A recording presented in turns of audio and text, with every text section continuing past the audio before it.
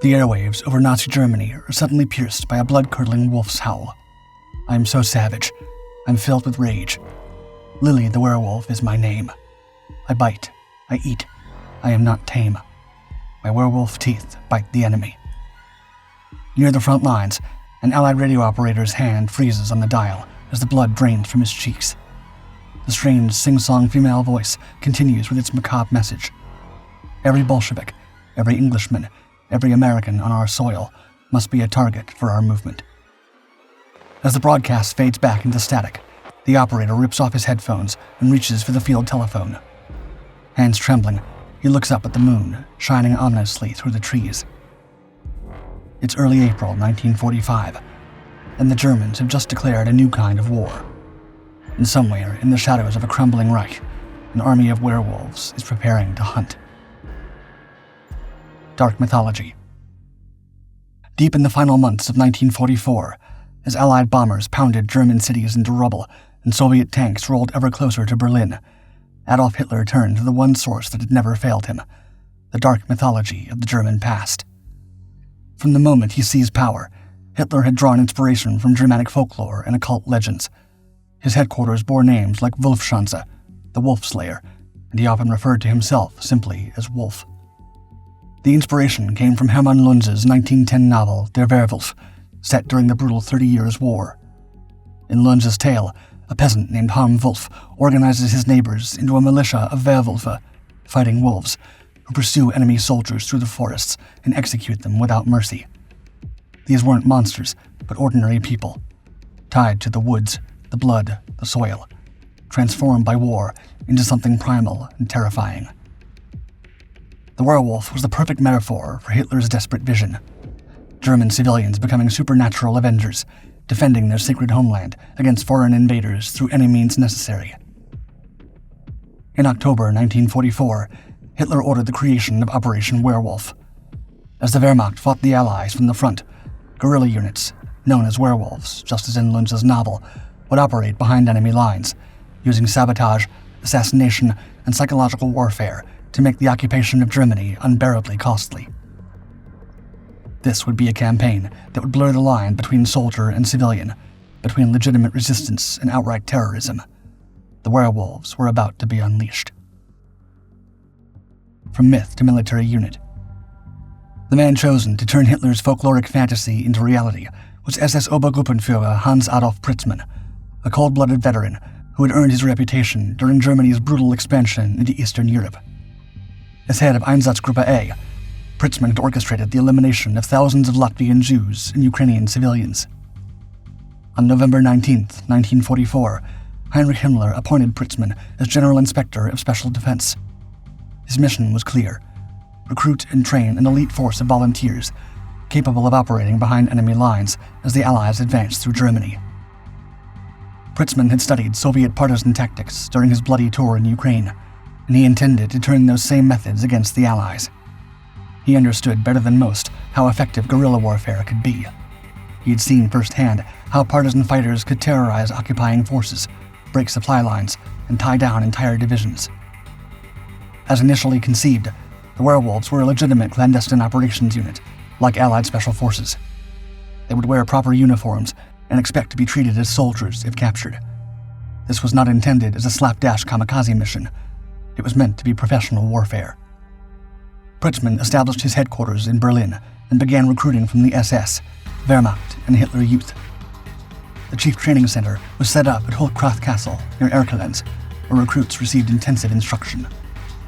The werewolf training manual was 80 pages of lethal knowledge: how to strangle sentries with meter-long ropes, poison water supplies, cut telephone lines to disrupt communications, scatter nails to puncture tires, and create improvised explosives from household materials. Each recruit was issued a small metal identification plate, inscribed with SS WKR-12, and assigned to patrol groups of 4 members. Underground bunkers were prepared throughout Germany, particularly along the pre-1939 German-Polish border, and stocked with weapons, ammunition, explosives, and months of food supplies. As Allied forces overran German territory, it was intended for these hidden cells to emerge at night to strike at occupying forces before melting back into the civilian population. By early 1945, the organization had grown rapidly, officially recruiting approximately 5,000 members. In March of that year, the werewolves were ready to go into action for the first time. Operation Carnival. The target for the werewolves' debut mission would be symbolic: a traitor who dared to collaborate with the enemy occupiers on German soil. The ancient city of Aachen had become the first German city to fall to Allied forces in October 1944. Among the ruins, American administrators appointed Franz Oppenhoff as the new mayor, a 43-year-old Catholic lawyer who had spent the war years quietly opposing Nazi rule. For Hitler, Oppenhoff's appointment was an unforgivable act of collaboration.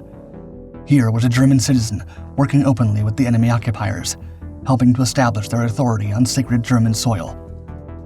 If the werewolf organization was going to prove its worth, it would do so by making an example of this traitor. The mission was codenamed Unternehmen Carnival, Operation Carnival.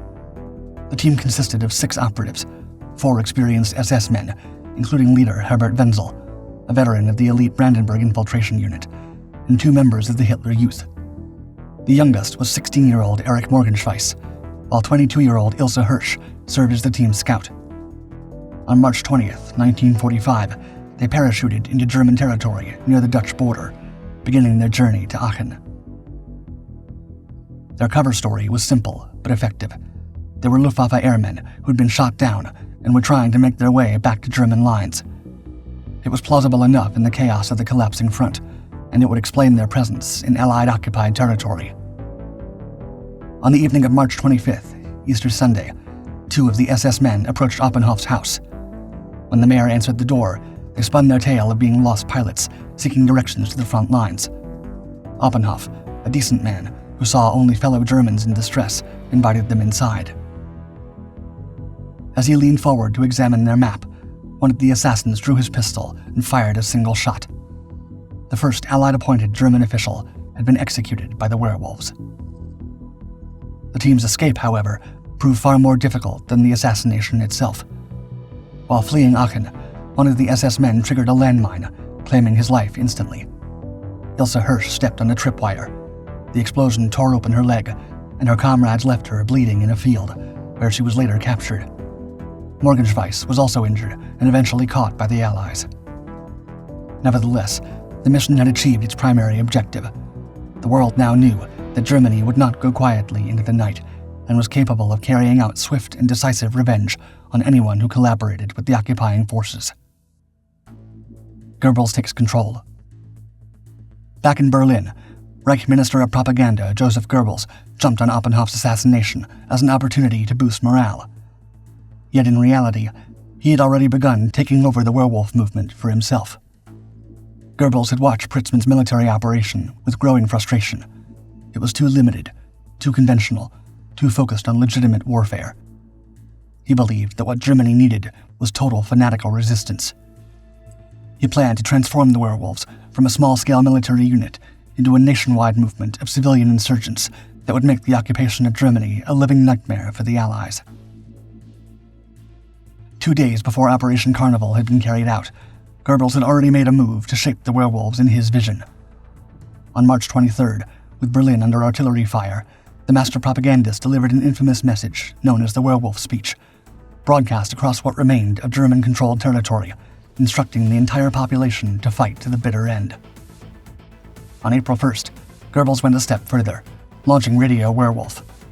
Broadcasting from Nauen, near Berlin, the station opened each transmission with the haunting sound of a wolf's howl, followed by the voice of a female character called Lily the Werewolf, who threatened to devour the Allies with savage, untamed fury, and promised, quote, "Any German who puts himself at the service of the enemy will feel the effect of our avenging hand."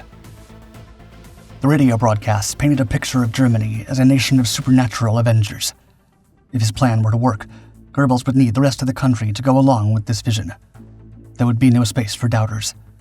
His top aide, Werner Naumann, sent a teletype message to regional propaganda offices, saying, quote, "Those critics of the werewolf movement, who do their best to come up with clever arguments against the call for total resistance, must be pitilessly exposed, making it clear that their arguments are based only on their own miserable cowardice." But Goebbels' takeover of the werewolves created new problems. His broadcast promised a level of resistance that the actual organization could never deliver. The gap between propaganda and reality was enormous, and it would have dire consequences for ordinary German civilians caught between the competing demands of collaboration and resistance. Indeed, Goebbels' radio Werewolf had no actual connection to Pritzman's military unit. It was pure propaganda theater, designed to terrorize the Allies and rally German civilians to a hopeless cause. But the Allies took the threat seriously, implementing harsh security measures and reprisals that often fell on innocent civilians. As the Reich entered its final weeks, both Pritzman's professional soldiers and Goebbels' civilian fanatics would face the same grim reality. Germany was dying, and the werewolves were running out of time. The Reich's last stand. As the end of the war drew ever nearer, with Soviet artillery pounding Berlin into rubble and Hitler retreating deeper into his bunker, the werewolves faced their ultimate test. The elite training and careful preparation meant nothing now. This was a fight for survival. The image that haunts history occurred on April 20th, 1945, Hitler's 56th birthday and one of his final public appearances. Emerging from the Führer bunker into the cold Berlin air, he came face to face with his last defenders, a line of Hitler Youth boys, some as young as 14, shivering in their oversized uniforms. These weren't the hardened guerrilla fighters that Pritzman had envisioned, or the fanatical civilians that Goebbels had promised. They were children who should have been in school, playing with friends, or helping their families survive the war. Instead, they stood at attention before their Führer, receiving iron crosses for their heroic defense of a city that was already lost. After Hitler returned to his bunker for the final time, these boy soldiers were sent back into the streets of Berlin with their Panzerfausts and grenades, tasked with stopping Soviet tanks with weapons they barely knew how to use. Many carried cyanide capsules and were expected to swallow them rather than surrender. Yet children were not the only Germans left fighting. Adult werewolf operatives were also still at work. In late April 1945, just days before Germany's surrender, Staff Sergeant Ib Melchior of the U.S. Counterintelligence Corps made one of the most significant captures of the entire werewolf campaign. In a tunnel network near Schönzee, Bavaria, his team discovered 6 German officers and 25 enlisted men hiding with communications equipment, weapons, explosives, and several months' worth of food supplies. The werewolf group was led by Colonel Paul Kruger, who revealed under interrogation that they'd been planning to emerge weeks after being overrun and target American supply lines.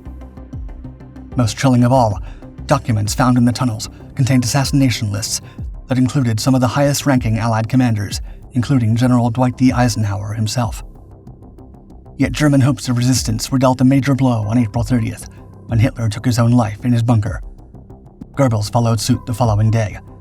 The 1,000-year Reich they had promised had lasted just 12 years. But the werewolves weren't finished yet. The Reckoning. With Hitler gone and Berlin fallen, the Allied forces braced for the guerrilla war that Nazi propaganda had announced. A U.S. intelligence report from May 1945 warned, quote, "The werewolf organization is not a myth. In every important city, the werewolf organization is directed by an officer of the SD. The membership of the werewolves is made up of persons of all ages and of both sexes, with a high proportion of under 20 years of age."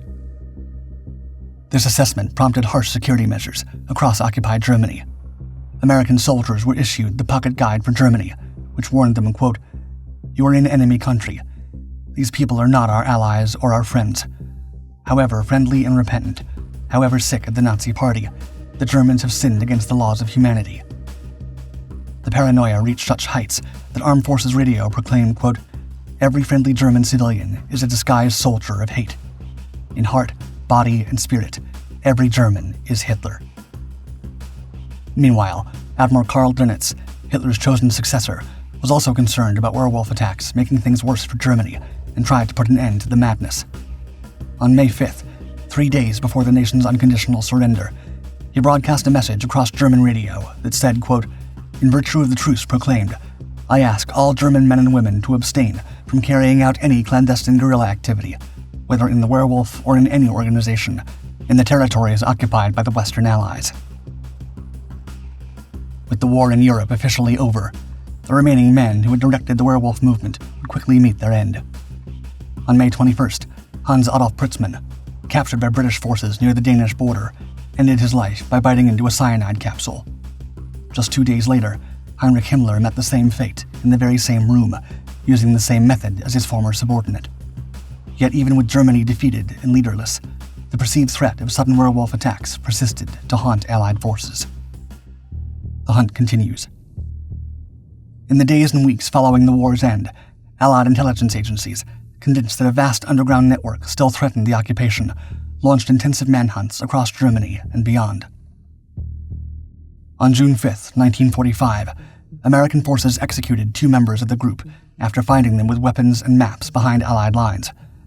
They'd been part of a werewolf cell that had been reduced from 600 members to just a handful of starving, desperate young men hiding in the Harz Mountains. The Soviet approach was even more brutal. In their occupation zone, mass arrests swept up thousands of teenagers based on little more than denunciations from neighbors, or the simple fact that they had once belonged to Nazi youth organizations. On June 22, 1945, NKVD Deputy Commissar Ivan Serov reported that over 600 alleged werewolf members had been arrested, most between the ages of 15 and 17. The tragic irony was that most of these young prisoners had never been involved in any werewolf activities. Under interrogation, Soviet officials concluded that the boys had simply been waiting for the right moment to act, a convenient justification for arresting children who were guilty of nothing more than surviving the war in the wrong place at the wrong time. The psychological impact of the werewolf movement continued to fuel violence throughout the summer of 1945. When an ammunition dump exploded in the Czechoslovakian city of Ústí nad Labem in July, claiming the lives of 27 people, it was blamed on werewolf operatives, triggering violent reprisals against German civilians. By October 1945, NKVD reports stated that 359 alleged werewolf groups had been liquidated across the Soviet zone. In Saxony alone, 92 groups comprising 1,192 members were eliminated. The scale of the crackdown revealed not the extent of werewolf resistance, but the depth of Allied paranoia. The Americans and British also detained up to 100,000 German civilians in camps, ostensibly to prevent werewolf activity. Fear of guerrilla warfare led to the implementation of collective punishment policies. Entire communities could be fined or placed under curfew for acts of resistance that may never have occurred. Just as Goebbels had intended, the line between genuine resistance fighters and ordinary civilians had become hopelessly blurred. But now Germany was paying the price. Amid the post-war chaos, anyone could be accused of being a werewolf. Former Hitler Youth members, German soldiers trying to return home, even civilians who seemed too cooperative with Allied forces. Shadow of the Werewolves. The werewolves had succeeded in one way their creators never intended.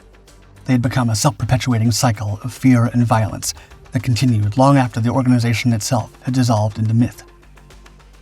The fear of a Nazi underground proved so persistent that it influenced major strategic decisions. Some historians argue the concern about werewolf activities in the so-called Alpine Redoubt may have contributed to the decision to halt the American advance toward Berlin in favor of securing southern Germany first. In the mythical Alpine fortress, werewolf units were supposedly preparing for a final stand that never materialized. But the mere thought of it was real enough to potentially redirect the closing moves of the war. In the end, the werewolves were proof that in warfare, fear itself can be the most enduring weapon of all.